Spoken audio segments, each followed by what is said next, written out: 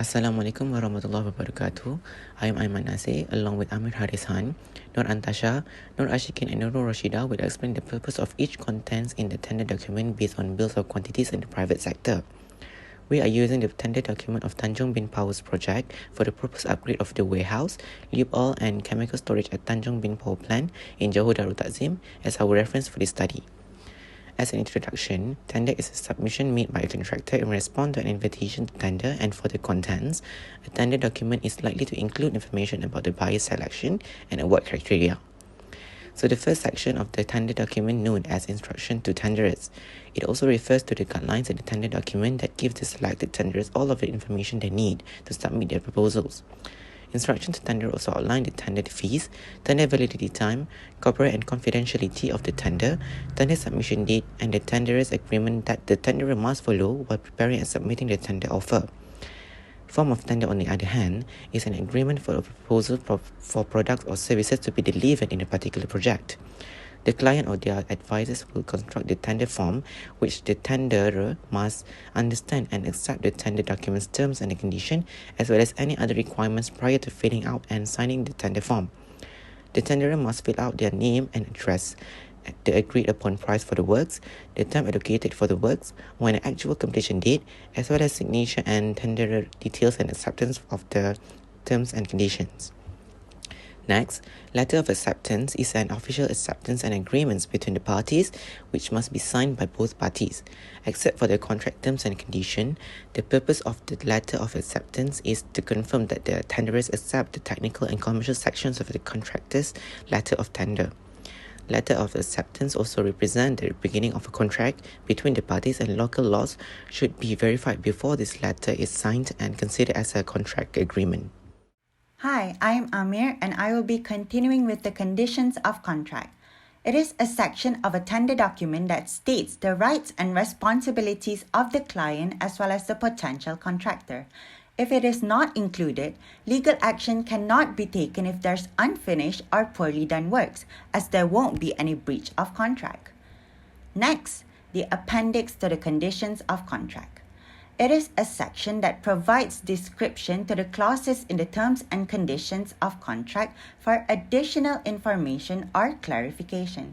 It does not add any new terms to the contract and is only referred to when needed. Moving on to the bank guarantee form for performance bond, which falls under the special provision to the conditions of contract.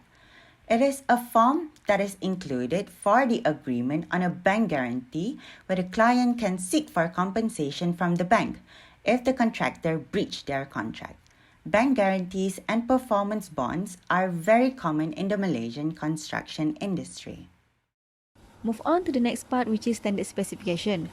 According to AIAA 201/2007, specification is one of the portions in the tender document that contains the specified requirement for the material, equipment, system, standard, and craftsmanship for the work of related service. Essentially, the standard specification is an additional document for the bill of quantities because the BQ has already incorporated everything that includes the pricings. Okay, for this project, the standard specification were divided into 4 parts consisting of building work, electrical work, mechanical work, and also electrical technical specification. Okay, for building work, they use Standard Building Specification 2005 that were issued by Jabatan Kerja Raya, which is JKR. And for technical specification of electrical, it is a little bit different from other specifications because the contractor need to complete the technical data by providing a detailed description for each item of the electrical component. So, it can be said that all this specification is really important because the contractor's estimator must read and follow this standard requirement as the only information available to help them prepare the competitive bids. Estimator also will take the measurements of the works and create the estimates depending on the specification for a complete description of quality, material, and craftsmanship. So that's all from me. Thank you. My name is Nur Antasha and I will continue to present the next 3 elements in this standard document. The first one is measurement amplification and pricing factor. This section applies to all of the works regardless of the titles under which they are described and must be read in connection with the schedule of rates and specification. It also contains elements that aid in the execution of this project. The next one is schedule of the work rates. This schedule will be utilized when the rates in BQ are inapplicable or the work cannot be appropriately measured, and it will be used as a foundation for payment. Other than that, no work shall be done on a day work basis unless the superintendent officer orders it in writing. The last one is soil investigation report. The purpose of the soil investigation report is to give data on site features to ensure a safe and cost-effective foundation used in the project.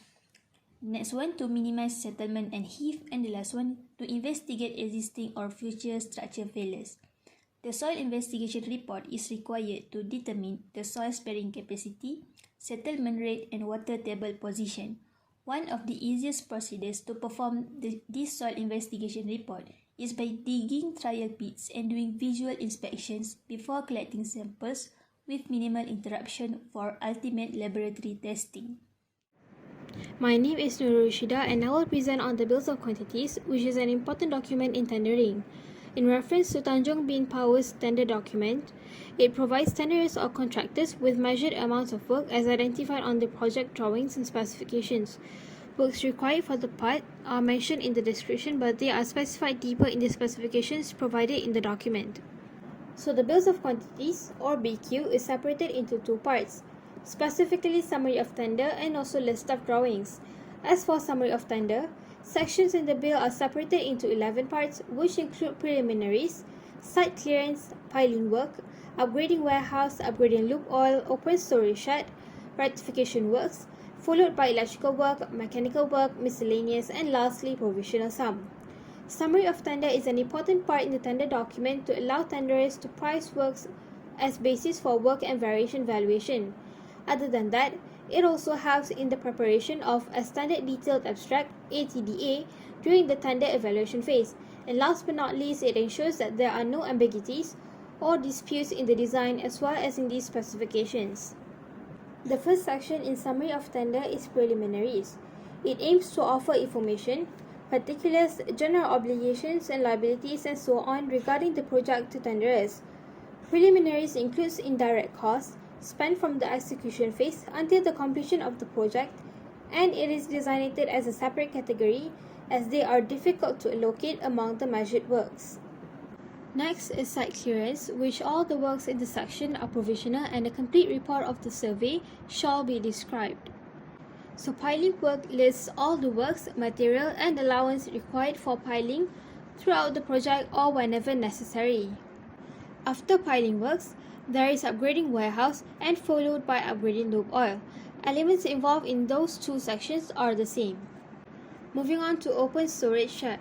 Items put under external works are set as provisional, in which they cannot be costed in advance, and the cost of external works can only be finalized after the work is completed. Continue to the next section, which is stratification works, where all the works in the section are decided according to the site's condition during the site visit. Next, the electrical works. Works under this section involve 4 different elements, which are sub-distribution box, sub-main cabling, lighting and power, and also supply and install. For mechanical work, it is mainly allocated for fire protection system, which is considered as provisional item. As for miscellaneous, it was prepared for indirect costs that are deemed to be involved in the project. Also, allowance is made for general workers to help the owner in dismantling and reinstalling current racks and stock movement at the warehouse, loop oil, and chemical storage. So now the last section in the summary tender is provisional sum. This section allows provision for protection and or relocation of existing utility services and contingency sums, those to be utilized as ordered by superintending officer or deducted if not needed, either partially or the whole of it. Last but not least, the second part of the bills of quantities is the list of drawings to be used in the preparation of BQ. It is used as a reference in order to avoid any discrepancies. To wrap up our presentation, tender document is an important type of document in any procurement procedures. According to Tanjung Bin Power Sdn Bhd tender document, entitled The Proposed Upgrading of Warehouse, Loop Oil and Chemical Storage at Tanjung Bin Power Plant, Jalan Tanjung Bin, Kukup, Johor Darul Takzim, floor upgrade works, other rectification works and open storage shed. It comprises of 3 main elements, which are instruction to tenderers, specifications, and bills of quantities, which is a complete tender document. It can be concluded that each and every element in the tender document was equally important in order to monitor the works that had to be done in the project. As for bills of quantities, not only it can be used for tendering purposes during pre-contract stage, but also can be used throughout the project and post-contract stage as reference. That's all from us. Thank you.